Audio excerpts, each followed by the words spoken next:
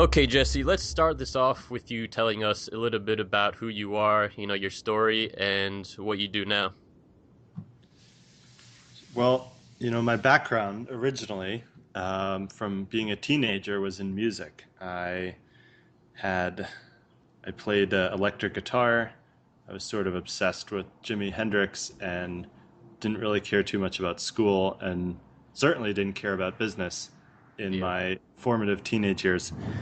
But I was passionate enough about music that I really pursued it. In the sense that I went to Los Angeles Music Academy right out of high school, ended up traveling around Europe, playing in bars and even on the streets in European capitals. Eventually moved to Nashville and went to audio engineering school and started doing production and started a band. Hmm.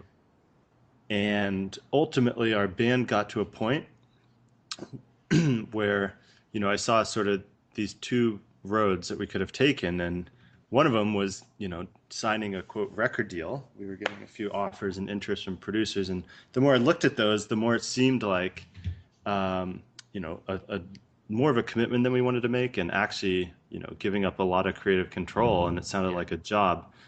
The alternative I saw was to form our own record label and actually administer our own career as a band, which I volunteered to run all of the business stuff and convinced my bandmate to go that route. So my first business, or my entree into entrepreneurship, was through, or is really to help actualize this goal of being a professional touring musician with music out on the radio, on TV, etc. How did you have the vision to take on the business side of things yourselves? Most I feel like most musicians and artists are not really considering that sort of thing. What made you aware of that? Well, it's definitely true that many people I'd say that are like pure creatives, are pretty much not interested in business at all and don't even like want to apply themselves to it. And I understand that. I feel like I've always straddled the divide a little. I mean, I grew up around my dad runs a small business, but it just never interested me personally until I saw that it was the avenue, it was the way forward. Hmm. And then and then I just went for it and started assembling some people around, a small team, some mentors, ultimately raised money, and just, I mean, there's plenty of trial by fire in this first go around, but we ultimately did pull it off. Very cool. All right, so where did you go from there? Well, we playing that forward was really like a 3 year or so endeavor. From age 21, we incorporated the record label. Then we just really set to work on finishing the record, producing it. Ultimately, got distribution through Sony and toured the country twice. Had our music on over 300 radio stations, and ultimately 9 of the 11 songs on our album were on MTV on different shows and used in different contexts. So at a point, I feel like, or I felt like, two things. One, I couldn't see myself doing it forever. Like I could not see myself at 40 years old doing the same stuff. And the other was, I feel like I had the experience that I initially wanted, and for the first time in my life started to get interested in other things besides music, likely through my exposure to business, running the label and being the point of contact with people in all these different industries. Yeah. So from there, we ultimately made a decision to fold down the band and just sort of go our own ways. It was mutual, and and I jumped straight into doing consulting for people in the music business with my initial contacts, and quickly moved to working with other clients and on different projects outside of the music business. That took me to a point of doing fundraising and financing as well as consulting for businesses, startups, and small businesses, and just got a broad exposure to how, what the common threads are between most any type of business. So I started to get a good sense of like business development and strategy, and how to look at, rolling out a new product launch, or how to improve presence in a market. largely through firsthand experience and then through exposure and discussions with other people. But ultimately, I started a string of companies from the renewable energy credits business called Village Green Energy to after I read the 4 Hour Work Week, I was so on fire to start a fully automated business, and I built Yeah. up a wholesale USB flash drives business, promotional flash drives, trying to really mirror Tim Ferriss's prescription in the 4 Hour Work Week. So we built this up to being a $500,000 business in the first operating year. Wow. And after 3 or 4 months, I had completely removed myself from sales. I was still running it, but I was no longer directly involved in the thick of the business. Yeah. So I got a feeling of leverage, but sometimes it worked well, sometimes it needed more attention. But getting it up to a plateau of around 50,000 a month was a pretty good accomplishment. Um, and ultimately, as I was getting close to turning 30, in addition to traveling 3 months a year or so while I'm doing these business undertakings, I was like, I started to think I should write some of this down, or like even ask myself, what's my structure here? Because a lot of people are saying like, what do you do? And it was hard Yeah. to answer that question. Hmm. But then it was like, how do I answer that for myself, and actually be able to give an intelligible answer and advice for other people that want to go down a similar path. Very cool. It sounds like everything happened just pretty naturally for you, just sort of unfolded. Um, I don't know if that's fair to say, because what always almost by necessity gets glossed over in like a short recounting of things like this is, Yeah. there's a lot of uncertainty at different points, Uh-huh. but then there's a lot of total certainty when you lock onto an idea and you start to get a team and some resources rallied around it. And then it becomes so much about execution. But in anything I've done, there's been ups and downs and all arounds. So I don't want to get on here and just be like, I've got it all figured out and life's amazing.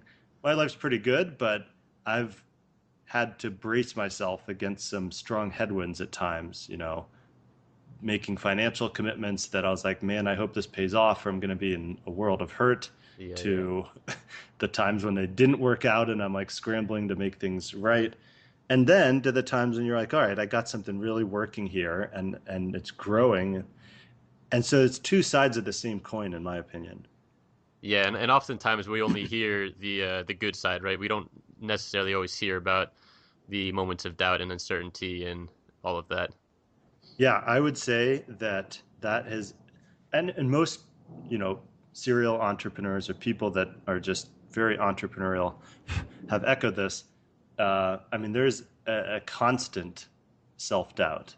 There's a constant questioning of whether or not you're doing the right thing or how could you do it better. But learning to tame that and redirect it towards taking right action and forward moving steps is most of the trick in my Yeah. book. Because I really haven't met too many people where they're like, no, I don't hear that voice. I know everything I'm going to do is totally right. I mean, that's the pride before the fall. Yeah. But if I really now focus on trying to stay humble and like present and do amazing things that impact people's lives in a positive way and provide me a sense of entertainment and fun. But if my close friends will be the first to tell me if I ever start to get, too big of a head or whatnot. Yeah. That's a good thing to have friends like that. Yeah, man. Um, Real quick, is the USB company, is that still running? It is. To the best of my knowledge, I sold it in 2008 or 9, might be 2009, and it's called USB Superstore. So anybody that's listening, go to usbsuperstore.com. They will take care of you. I'm no longer involved in any way, shape, or form. Awesome. So you closed out with that successfully. I successfully sold the company, although in hindsight, which is always 2020, if I had sold it as we were ramping up on our growth trajectory, I Yeah. could have got a lot more. Yeah. Um, but you know, you live and you learn. Like Yeah, I exactly. sold it after we all started to get a little focused on other things and revenue had tapered off a little. Uh-huh. But if I, in hindsight, looking back on it, if I had sold it as we were going from like 30,000 a month to 40, and then listed it when we were hitting 50,000 a month, I think I could have commanded a higher price. Yeah, yeah. But you know, whatever. It still makes a good story, good Yeah. learning experience, No harm, no foul. right? Okay, Jesse. So we're here today to talk about lifestyle entrepreneurship. Can you talk a little bit about what exactly that is? Well, you know, if you read between the lines of the short background there, it's the way that I feel like I've always lived my life, but it's also a template or something I think is accessible to anybody in the sense that, you know, a lifestyle entrepreneur, let's first say, you know, there's a traditional entrepreneur or a venture-backed tech entrepreneur. Mm-hmm. This is a, let's do the counterposing analysis here. So in that model, and keeping in mind, I grew up in the San Francisco Bay Area, so I grew up around entrepreneurship and this type of entrepreneurship in particular, which is, you know, you get an idea, get a team, build a prototype, pitch, raise money, secure whatever, a half a million or a million or more in investment, and then just work 14 hours a day, building, hiring as fast as you can, iterating, and ultimately either selling or, you know, in the top of the game doing an IPO or something, right? Mm-hmm. So it's sort of a push the pedal to the floor and don't stop until it either explodes or becomes highly successful. Yeah, and hope you So don't work yourself to death in the process. right, and so in a way that is a lifestyle, right? Your lifestyle is, hey, I'm building a startup and I'm working on it all the time. Mm-hmm. Whereas I see lifestyle entrepreneurship as one that's the choices are being driven first by lifestyle preferences or interests and passions that you want to follow and pursue. Mm-hmm. So one example with this USB business, right? We had our manufacturing in China and drop ship to customers all over the world.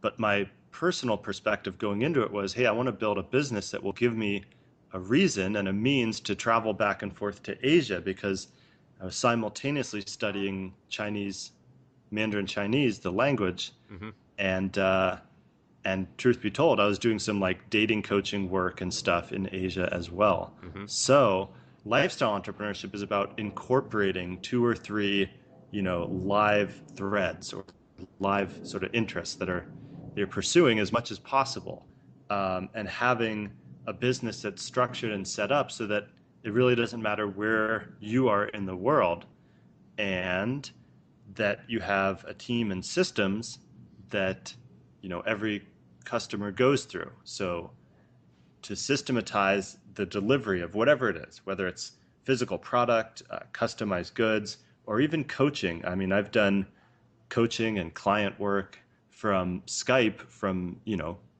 countries all over the place, right? Mm-hmm. Even right now, we're both in two different places, and it's totally possible to create something, create content or training or interviews or deliver coaching from anywhere, as Mm-hmm. long as you got a solid internet connection. So that's I guess if there's a difference, it's lifestyle entrepreneurship is using the tools, using the skills of entrepreneurship to have and live the coolest, most interesting and engaging life possible at the time. Because even that changes. I mean, my own interests have changed a number of times in my life. And accordingly, I've tried different things in business and gotten interested in different languages or cultures and ultimately saw how can I integrate these things to be a business or a project that I'm willing to show up and work hard on at least for a while. It sounds like freedom is a driving factor. What do you think about that? Is freedom a big part of this in your mind? Yeah, I mean, the the other side to this coin is like I quite literally might be unemployable. Um, at this point, if I created or updated a resume, who the hell would look at somebody that's only started business or worked for themselves or been an independent contractor and hire them, right? So Yeah. I quite simply don't think I have much to bring to somebody as an employee. Uh-huh. Um, so where am I going with that? I mean, at a point I realized like I wanted to just burn my bridges. Like I'm all in with this. My entrepreneurship will be my focus in life and generating an income for pretty much my entire life. Hmm. Um, so that in itself is a lifestyle. But did I answer the question there, or did I go off on a total tangent? No, yeah, I think you answered it properly. Did you actually at some point decide that you wanted to go all in this? Was it like there an actual moment of decision? Well, at first, like as I mentioned, like the business and entrepreneurship stuff emerged out of music, and it seemed like it was just something I had to deal with in order to focus back on that main thing, which was music. Yeah. But then ultimately, I was like, once I saw how business and entrepreneurship itself can be very creative, I actually look at how the different eras of my life and the different business I've done as like a creative work or as, um, you know, just a piece of art really that's the way I'm living for a while. And so that's something that I want to do indefinitely because it's a, it's a it's an approach that allows flexibility and change, but there's also some very core values there, and freedom is certainly one of them. Mobility, access to opportunity, having relationships and a network of people in complementary or different fields that I can tap into and shorten my own learning curve if I want to know about something. Hmm. And all those things play into having the ability to enter a new industry or start a business in a new field without years of background experience there and quickly come up to speed and be able to add value to a market such that you can generate revenue. Yeah, it sounds good, and I'm sure a lot of guys that are listening to this, it might be appealing to them. What what type of person is this for? Who is this for, and who might not this be for? Well, I mean, if you're listening to this and this sounds exciting, or you're like, that sounds like a cool life, this is most likely for you. If you're like, oh my God, traveling and this sounds overwhelming and there's so much to learn and where am I even going to start? Then you might need some other experiences to get you to a point where it seems totally possible and then ultimately realistic and finally like the most natural choice in the world. But who is this not for? I mean, for me, I don't see it as my place to get on a soapbox and tell people how they should lead their lives or what they should do. Hmm. But I try to not be shy about putting my own self out there, my stories, sharing experiences and strategies. And for people that latch onto that, that's the people that I want to focus on and talk to and serve. Yeah, definitely. And I don't think it is for everybody. I mean, obviously, like I I said, know it's it's not. If everybody was, who the hell could I hire? Or how could I get some coffee at a Starbucks? Like everybody in the world is not going to be an entrepreneur. So I'm not worried about if I've convinced a fraction of 1% of the world to try entrepreneurship, it's not going to flip the economy on its head. But if you've got the diligence and the fortitude to go after it and, just sort of carve out this your own corner of life, which really is what it feels like to own a business because you have control over something. You have a productive asset that in itself opens up new opportunities and chances for different experiences.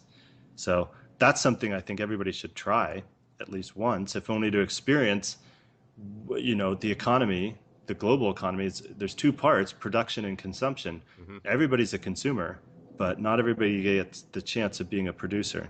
Yeah. Okay, so for those that, are interested in this and it seems like it resonates with them, what are some practical steps they can do to get started with this? Where do we start?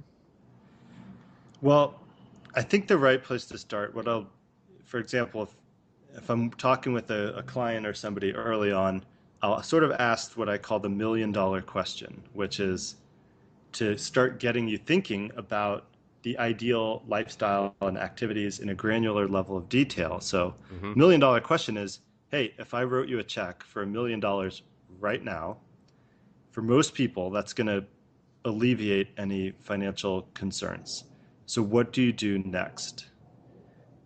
And the extent to which you answer that in detail and get specific actually tells you um, what your ideal lifestyle looks like. And the added bonus is, a lot of the things that you'd probably write down don't even cost a lot of money or necessarily even take a lot of time. So it's a way to prioritize things in life. And from that point, I mean, I have a whole process in my book, Lifestyle Entrepreneur, of going from that point of big vision thinking to distilling down and refining what are some actionable business ideas and angles and structures that you could tap into one of those interests and ultimately elaborate it into a business that's worth pursuing and building and investing the time and energy and resources to do. Hmm. So it's about first defining the lifestyle, and then coming up with some sort of business based on Yeah, the I mean, if you're lifestyle. asking me about lifestyle entrepreneurship, I got to start at the point of big picture thinking and holistically looking at how you want your life to be in an ideal situation, ideal scenario, unconstrained even by the circumstances that you're in now. So once you're thinking along those lines, then that becomes sort of the motivation or the anchor that you can come back to if and when the business piece becomes difficult or overwhelming or challenging. You zoom back out and say, okay, well, here's what I'm doing this all for. It's to get to this point consistently, and that's that big picture thinking at the outset. It's good. I like that, and it definitely is in alignment with who I am and my philosophy on things. Um, Yeah, because what's the alternative, right? If you start a business because you think here's a common one, right? It's a fast way to make some money. Well, I'll tell you what, that usually ends up being a slow way to lose a lot of money. yeah, Because if it doesn't work fast, then you've already started to invest time and energy, so you don't want to give up and completely shut it down. So you waste more time and energy and money, and then it still doesn't bring results. Then you get frustrated, and then that triggers, self-worth issues potentially, or questioning what the hell am I even doing this for? yeah, yeah, And if you're only doing it because it seemed like a quick way to make some money, you got to ask yourself, so that dot dot dot, right? So that what? If you want to make some money, what are you going to do with it?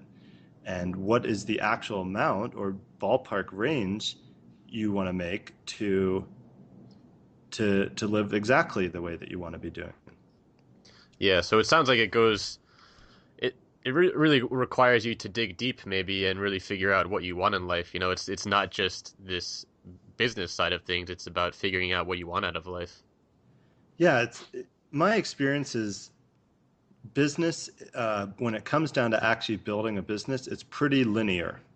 Meaning once we've got the product, we've identified a market, we've identified, how you're going to deliver the product or experience to the client, the actual building of the business structure and all the scaffolding and stuff that goes into a business, that's pretty straightforward, at least from my perspective. Yeah, But the difficult thing that there's not really a compass for is knowing what to build or how to structure an offer so that it's complementary to your broader life goals. And that's that's a fun, that can be a fun conversation. But if you miss it, then it can be sort of like skating on thin ice. yeah. Do you have any ideas about how to go about figuring out, what passions in your life might be worth making turning into a business? Yeah, I mean, I've so beyond just that like $1 million question, there's a few other prompts or sort of cues that can be helpful. Another one I'd like to say is like, okay, what are we at? We're in late March. If I'm saying, okay, right now it's March 2016, what would have had to happen in the last year, both personally and professionally, for me to feel like it was a big win. And if I sit with that and write for even 5 or 10 minutes and write it in the past tense, like over the last year, I accomplished X, Y, and Z, or I traveled to, Asia for 2 months and I met a girl that became, a girlfriend, and I got better at Chinese or whatever. If you start to think about and write in the past tense the things that you would have had to accomplish to make you feel successful a year on, then that can be a great guidepost. When it comes to like turning these into actual business ideas, I have an exercise I call discovering your identity, where you Yeah. just pluck out three of these areas. So maybe health, wealth, and relationships, and Hmm. then identify what's two or three aspects of this that you care about, or that you're currently focused on, or that you want to learn. So, for health and fitness, right? Maybe it's getting a consistent, healthy diet with, low carbs so that you can lose 20 pounds. And maybe another one is doing CrossFit, right? Or maybe you like cycling, or maybe you're in boxing. Put Yeah. down some of these aspects that fall into the different areas of your life. So health, wealth, relationships, wealth. What are you currently doing now for business? What would you rather be? Um, how do you want to deliver value to people? Do you want a systems-based business that sells physical products over the internet? Or do you want to do transformational coaching work and go really deep with clients and help them break through barriers, right?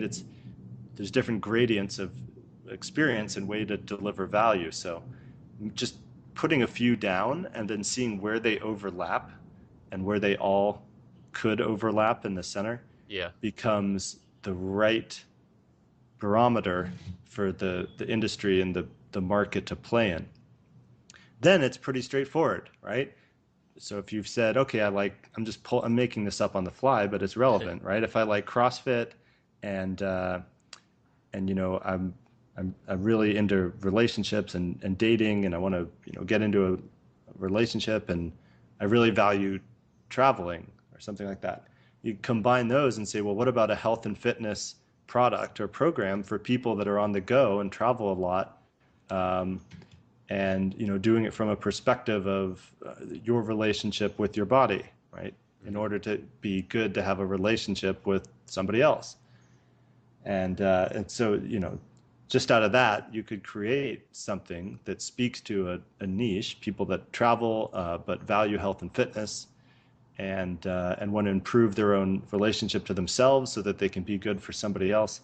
That could become an information product, an online training program. That could be coaching work. Um, and then you can sort of see the different ways you could deliver on something like that, and then just go research how many people are looking for information on these different topics. Where are they congregating? How much traffic do the blogs and video channels and stuff that focus on similar information get? Who are the thought leaders in the field? What is the actual contour of the industry, and where could you fit in, right? And then from there it becomes pretty linear in terms of building a brand, a website, developing production or a supply chain, or and ultimately marketing and enrolling or selling, and then optimizing and growing the business. Wow. You covered quite a bit there. That's some solid information for everybody listening, I think. Well, with an open-ended question and an open mic, I could just go on and on about this stuff. Yeah, I'm sure you can. So you mentioned, combining overlapping interests and developing a niche out of that, and really that's how you're going, or that is at least a really good way to sort of develop your niche and be able to resonate with a specific audience, right? Yes. And so, to be clear, I never advocate saying, like, oh, there's an audience that I think I could, there's a market that I think I could create a product and sell it. Because if you come from the perspective of how can I make money and do it fast, and I see a big market opportunity, Yeah. but if you don't come from the perspective of, I'd actually like to be doing, the functions involved in this business. But yeah, I mean, it's not, we're all, if anybody that uses the internet and social media and so forth to a moderate degree is constantly exposed to different brands, markets, industries, messaging, advertisements.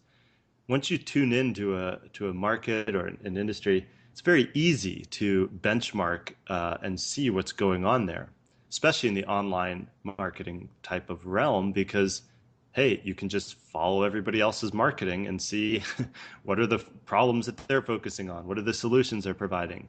Yeah. And once you can see the actual sort of it's like, if you have a multiple points on a GPS, you can triangulate in to a specific location much more easily.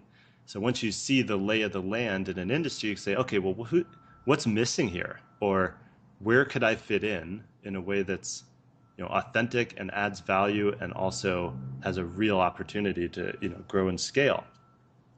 And I think that's the right mindset to have when you're just, I have that hat on, whenever I'm browsing around the internet. Yeah. I'm paying attention to, what ads am I seeing over and over again? Or am I being targeted because I've expressed interests in certain things? And, and what happens is, when you're the marketer or when you're the producer who's bringing something to market, you want to be targeting people in a specific way. So I say, like, who's targeting me? And then I think about who are the audiences that I should get my stuff in front of. A practical example of that is, since we talked about um, Tim Ferriss and how I read 4 Hour Workweek and built a business. Yeah. So ultimately, my book, Lifestyle Entrepreneur, I think he's used that term at some point. So it's the obvious choice. It's the natural place to market is to people that have liked Tim Ferriss and liked his books. I can show, let's say, some ads on Facebook saying, hey, liked 4 Hour Workweek, you're going to love Lifestyle Entrepreneur. Check it out, grab sample chapters here. Right? And right away, there's a hook into an existing audience with an expressed interest that um, then I can start bringing them into my community or exposing them to what I've got. Yeah. In some sense, you're marketing to yourself, or at least other people that are similar to you, right? Yeah, I mean, for this is more for me personally, but yeah, with a book about a topic that somebody else who inspired me has also written on, it's a 100% congruent fit. But you can get you don't need to have that level of specificity to be effective. Yeah. I could, for example, people that like Tony Robbins end up being great leads or customers or book clients of mine, even though we don't cover the exact same things, for example. Yeah. And I think it's important, again, you mentioned starting at what you're passionate about and what interests you. And it's just going to really allow you to deliver a better service or, product to those that you're serving, right? Yeah, I mean, I think what people really crave from any consumer experience is just feeling like they're totally either over delivered to or impressed with the quality and experience. So, and I think that comes from people really caring and being involved in a place where they're eager to going the extra mile feels natural instead of spending lots of extra energy and you're mad about it because you'd rather be doing something else, right? It's like, I don't know if that makes sense, but the top flight experiences are the best products that I've found. For example, I love Apple and stuff, and you can just tell that they put a lot of heart into their product design and the user experience. Yeah. Or really nice hotel. I live in Vegas. I go stay at the Cosmopolitan once a month just because it's such a great freaking place to live and be and hang out and party. And you could tell that there was a lot of thought put into the details and the whole experience. So that's the kind of stuff that I like. That's what I pay attention to and look for.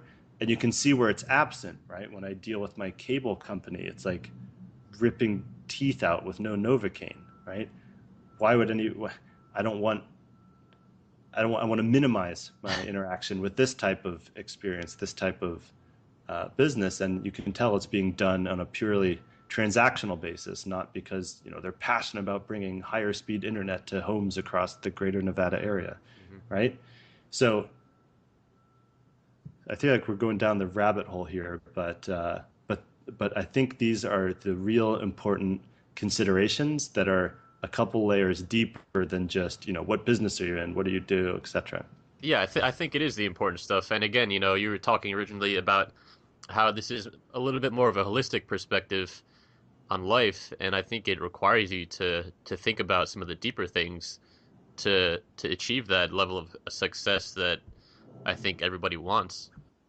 So, are there any you mentioned sitting down if you want to get started with this, you mentioned sitting down and writing out, all these things that are important to you in your life and what you want, an ideal year to look like. Are there any other practical steps that you have for people to get started with this like that? Well, sure. I mean, the most important thing you can do is uh, block out some. I say if you spend 1 to 2 hours a day, 3 to 4 times a week, taking action, taking consistent, steady action towards your goal, or even just dedicating that time to focus on and research and think about these type of things, Yeah. it's there's no way you can't make progress. Hmm. So if you commit to, I think that the level of commitment you bring defines the value that you'll create. So if you can commit to yourself and stick to it and say, I'm going to show up 1 hour a day, twice a week. Okay, that's not a huge commitment. But if for those 2 hours, you're literally deep in the thought process of thinking about what would my ideal lifestyle be and what is that going to be financially, and then what industries could I be involved in, what experience do I have that I could bring and or offer in a different way as a business owner, it'll get the ball rolling. And what you really want is momentum. You Yeah. get momentum from taking action consistently, so it becomes habitual and just uh, a gut instinct or a natural response. Like I had to train myself so many times to just wake up and go to the gym and do my workout and then eat something healthy. Yeah. Like at some point in my life, that was so not natural. It felt like pushing a boulder up a mountain. And now I wake up and my body's like gym time, you know. Yeah. It's not, I would actually feel much more strange to not do that for 2 or 3 days in a row. Yeah, you feel bad when you miss it, right? It's that and just the momentum and everything. So once you get going, like the laws of physics work for you and they work in entrepreneurship. And specifically, I'm talking about inertia, right? A Yeah. body in motion tends to stay in motion. Yeah, definitely. But going from a standstill, right? If you're at a stoplight, it takes a hell of a lot more energy to go from 0 to 60 than it does from 60 to 100. Yeah. So once you get that initial push, it's going to be the hardest because you'll feel resistance, but that starts to subside. And then you're just, hey, this is boom, I'm back in the zone. I'm here showing up again, focusing on my business and taking proactive steps to change and improve something. Yeah, I mean, really, it's just about setting aside the time, being focused and take action, doing anything you can, towards your goal. And again, like you said, building the momentum and things will sort of just happen from there. Yeah. And, I got to start to wind this down soon and it's almost another conversation. But then you're like, Yeah. okay, well, I've got the time. What do I do in each specific day? Hmm. You don't need to worry about it for too far in the future.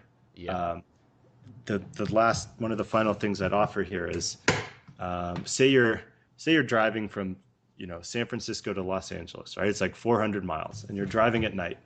You know where the destination is, but if you're driving at night, you can see 1,000 feet or whatever ahead of you at a time because of your headlights Yeah. or lights on the street. So as long as you're moving, you'll see signposts, you'll see guides, you'll see markers. But if you just stopped, then you can only see those next few steps, and it seems, out of reach or overwhelming to get hundreds of miles away. Yeah. That's a great analogy. I like that.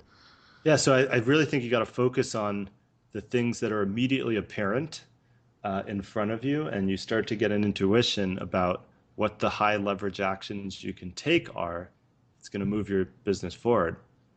And if you're confused about those, just think about how can I be generating revenue and Yeah. doing it consistently. Hmm. And that should refocus your thoughts on the best high leverage actions you can take.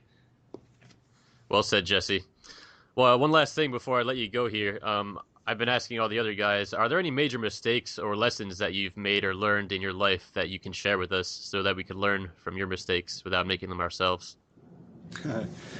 Good question, and I'd love to give you a silver bullet, although it wouldn't mean as much for anybody that hasn't lived through it Yeah. themselves.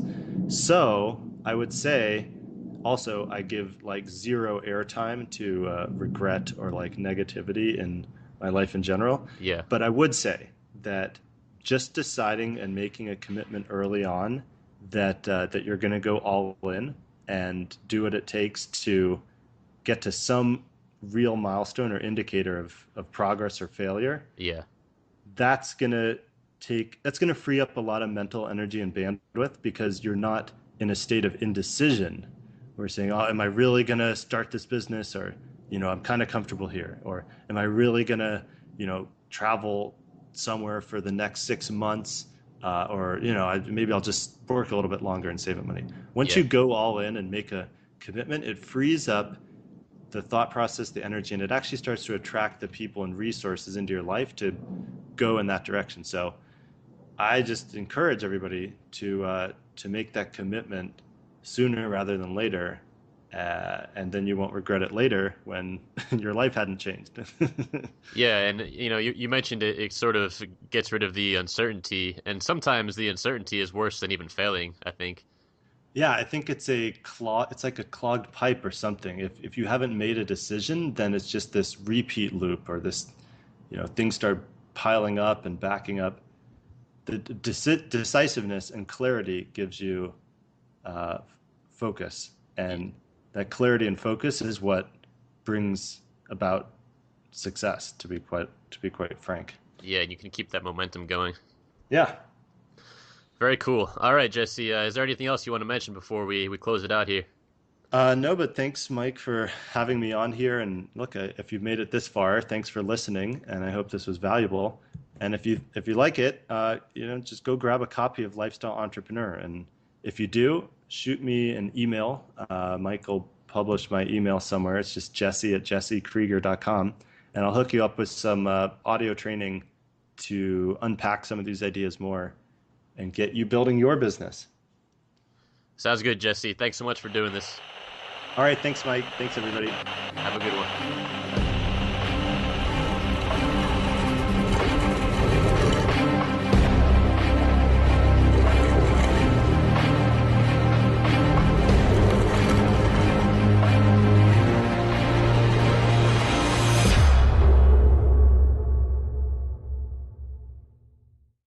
Radio stations, and ultimately 9 of the 11 songs on our album were on MTV on different shows and used in different contexts.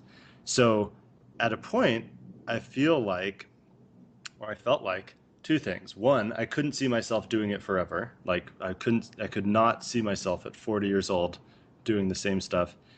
And the other was I feel like I had the experience that I initially wanted, and for the first time in my life started to get interested in other things besides music, likely through my exposure to business, running the label and being the point of contact with people in all these different industries. Yeah.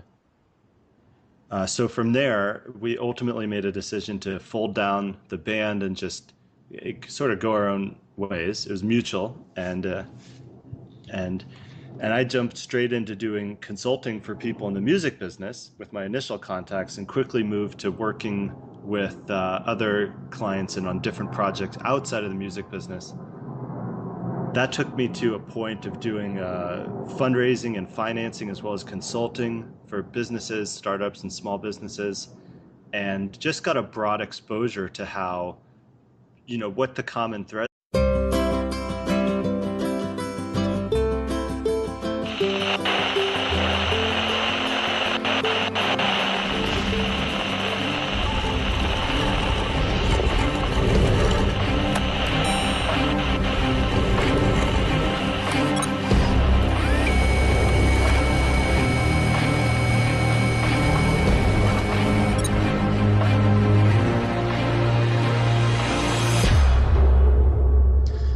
Okay, Jesse, let's start this off with you telling us a little bit about who you are, your story, and what you do now. Well, my background originally, from being a teenager, was in music. Had I played electric guitar. I was sort of obsessed with Jimi Hendrix and didn't really care too much about school, and certainly didn't care about business in Yeah. my formative teenage years. But I was passionate enough about music that I really pursued it. In the sense that I went to Los Angeles Music Academy right out of high school, ended up traveling around Europe, playing in bars and even on the streets in European capitals. Eventually, What made you aware of that? well, it's definitely true that many people I'd say that are like pure creatives are pretty much not interested in business at all and don't even like want to apply themselves to it. And I understand that. I feel like I've always straddled the divide a little. I mean, I grew up around my dad runs a small business, but it just never interested me personally until I saw that it was the avenue, it was the way forward. Hmm. And then and then I just went for it and started assembling some people around, a small team, some mentors, ultimately raised money, and just, I mean, there's plenty of trial by fire in this first go around, but we ultimately did pull it off. Very cool. All right, so where did you go from there? Well, we playing that forward was really like a 3 year or so endeavor. From age 21, we incorporated the record label. Then we just really set to work on finishing the record, producing it. Ultimately, got distribution through Sony and toured the country twice. Had our music on over 300. We moved to Nashville and went to audio engineering school and started doing production and started a band. Hmm. And ultimately, our band got to a point where I saw sort of these two roads that we could have taken, and one of them was signing a quote record deal. We were getting a few offers and interest from producers, and the more I looked at those, the more it seemed like um, a more of a commitment than we wanted to make, and actually giving up a lot of creative control, and it sounded Yeah. like a job. The alternative I saw was to form our own record label and actually administer our own career as a band, which I volunteered to run all of the business stuff and convinced my bandmate to go that route. So my first business, or my entree into entrepreneurship, was through, or is really to help actualize this goal of being a professional touring musician with music out on the radio, on TV, etc. How did you have the vision to take on the business side of things yourselves? Most I feel like most musicians and artists are not really considering that sort of thing. Are between most any type of business. So I started to get a good sense of like business development and strategy and how to look at, rolling out a new product launch or how to improve presence in a market, largely through firsthand experience and then through exposure and, discussions with other people. But ultimately, I started a string of companies from the renewable energy credits business called Village Green Energy to after I read the 4 Hour Work Week, I was so on fire to start a fully automated business, and I built Yeah. up a wholesale USB flash drives business, promotional flash drives, trying to really mirror Tim Ferriss's prescription in the 4 Hour Work Week. So we built this up to being a $500,000 business in the first operating year, Wow. and after 3 or 4 months, I had completely removed myself from sales. I was still running it, but I was no longer directly involved in the thick of the business. Yeah. So I got a feeling of leverage, but sometimes it worked well, sometimes it needed more attention. But getting it up to a plateau of around 50